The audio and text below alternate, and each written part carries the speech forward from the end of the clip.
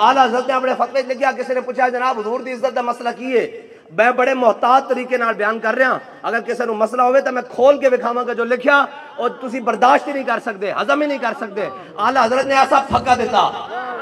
ऐसा फक्का दिता जो कहने सुबह शाम नामूसे रिसालत की गल करते हैं। मैं कहा साड़ी तो लड़ी चलती आ रही, साढ़े बाबे ने कीता, उन्हां दे बाबे ने कीता, उन्हां दे बाबे ने कीता, उन्हां दे बाबे ने कीता, उन्हां दे बाबे, ये तो हज़रत खुबैब बिन अदी मकाम तनीम उते लटक के भी कीता। हाँ ये तो साड़ी लड़ी चढ़ती आ रही, ये तो इमाम अहमद रजा ने बुखार की हालत में भी कीता। और इमाम अहमद रजा फाजिल बरेलवी हज़रत मौलाना नईमुद्दीन मुरादाबादी आखिरी वक्त नज़ाद आलम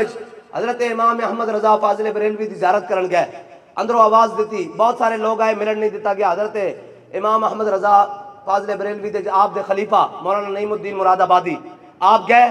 जदों आपने दस्तक की उन्होंने दस अभी कौन, उन्होंने कहा नईमुद्दीन मुरादाबादी। आप अंदर चले गए, आला हज़रत बिल्कुल आखिरी सांस नज़ा दी हालत चल, और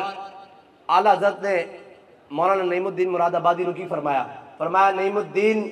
सुबह मेरी साहबजादी आई थी मुझसे मिलने, मैं जहन पर पूरे जोर डालने के बावजूद, जहन पर पूरे जोर डालने के बावजूद उसका नाम नहीं ले सका, याद नहीं आ सका। फरमाया लेकिन अब इस वक्त भी मुझे हुजूर की इज्जत और शान के जितने दलाइल हैं, जितनी अहादीस हैं, जितने फिकी मसाइल हैं, जितने कुरान की आयतें हैं, सारी मुझे अज़बर है। हालांकि आला हज़रत की कहते हैं पाँव की तरफ से जान निकल चुकी थी। मौलाना नईमुद्दीन मुरादाबादी कहते हैं कि जब मैं दरवाजे से बाहर निकला तो पीछे से रोने की आवाज़ आई कि आला हज़रत दुनिया से चले गए। ये है हमारे इमाम की शान कि दुनिया से जा रहे हैं, भूले न मरते मरते आदाब कुए जाना,